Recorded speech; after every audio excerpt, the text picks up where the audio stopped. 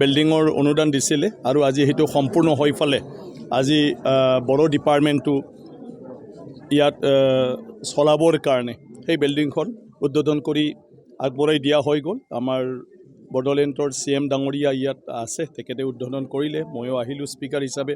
বাকী সকলো ইয়াৰ লগত জড়িত আমাৰ বড়ো সাহিত্য সভা, নিখিল বড়ো ছাত্ৰ সন্থাৰ সভাপতি আৰু অন্যান্য দল সংগঠনৰো আহিলে আৰু আমাৰ ইয়াৰ বিশেষ কৰি মই বেছি ডাঙৰীয়া তেখেতলোকক ধন্যবাদ জনাইছোঁ, ৰেজিষ্ট্ৰাৰ ডাঙৰীয়া, অন্যান্য যিসকল ইয়াৰ পদাধিকাৰী আছে তেওঁলোকক ধন্যবাদ দিছোঁ যে আজি বড়ো ডিপাৰ্টমেণ্ট ইমান মানে কম সময়ৰ ভিতৰত ইয়াত অকল চলোৱাই নহয় আন্তঃগাঁথনিখিনিও সম্পূৰ্ণ কৰিলে আৰু এতিয়া নিহাৰিকৈ ইয়াত এই ডিপাৰ্টমেণ্টটো চলি যাব।